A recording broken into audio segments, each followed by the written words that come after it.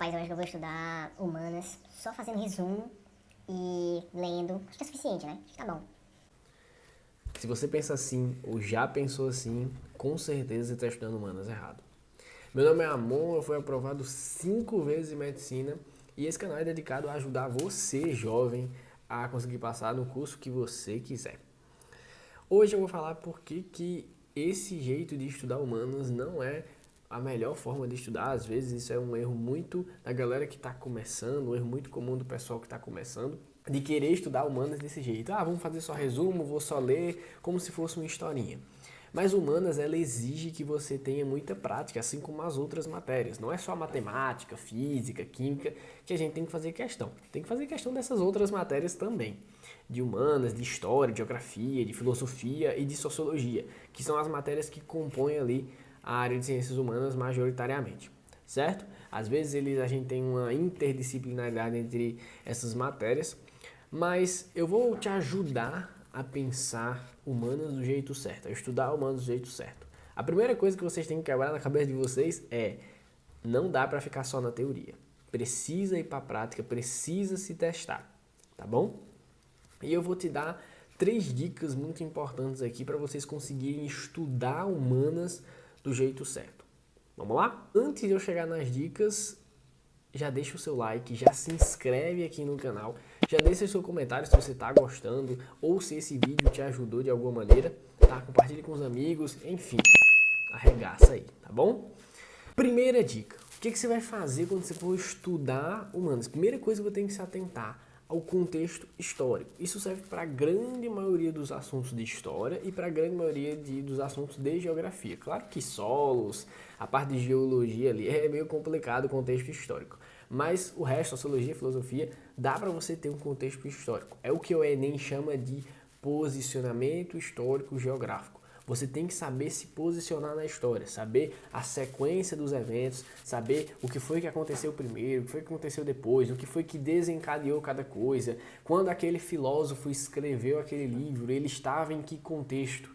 É importante saber isso. Vocês acham que não, tipo, dane-se isso aí, qual foi o contexto, mas é muito importante saber, porque o filósofo ele observou a realidade dele e a partir da realidade ele fez críticas, ele fez elogios, ele fez alguma análise sobre o que ele estava vivendo. Então isso é muito importante. Por exemplo, os filósofos que nós temos hoje, eles fazem isso, eles analisam a nossa realidade de hoje, como por exemplo o Byung-Chul Han, que fala sobre a sociedade do cansaço. Ele analisa a nossa sociedade de hoje. Assim, os outros filósofos, eles são da mesma maneira, tá bom? Então, na história, você tem que fazer esse contexto, saber o que é que está acontecendo. Então, era napoleônica, a Revolução Francesa, o que é que está acontecendo, em qual ano, em qual período histórico a gente está, para depois você começar a estudar. A segunda coisa que você tem que prestar atenção é as características daquele evento. Para você não ficar em muitos detalhes. Acontece muito com Primeira Guerra, Segunda Guerra. A galera quer ficar falando, o que foi que aconteceu na primeira fase, segunda fase, terceira fase. Às vezes a prova não está cobrando isso. Ela quer saber uma característica geral da Primeira Guerra, uma característica geral da Segunda Guerra. E é só um exemplo. Todos os outros eventos, também de geografia, filosofia, sociologia, eles querem Revolução Industrial. Qual é a grande característica desse evento? O que é que diferencia ele de outros eventos? O que é que torna ele tão notável assim?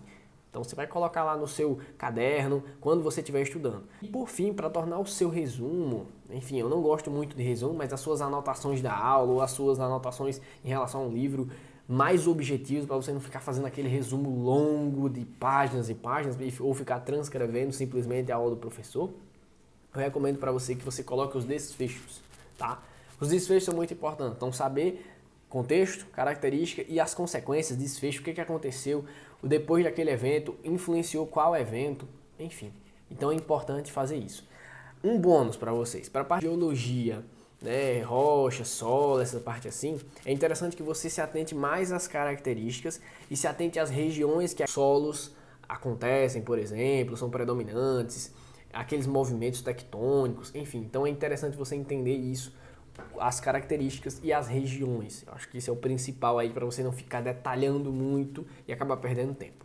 Depois disso, as questões é muito importante.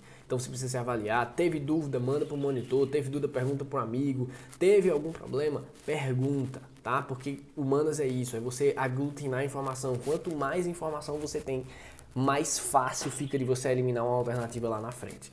Então isso é muito importante. Humanas é quase conhecimentos gerais, entendeu? Só que não é tão fácil assim, ele pede coisas específicas de cada matéria.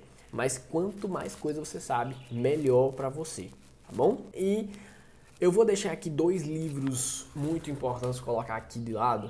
2 livros que eu gosto muito. O primeiro é o do Vicentino, o outro é o do Eustáquio, para vocês estudarem por geografia e história, tá? História do Vicentino e Eustáquio, geografia, beleza?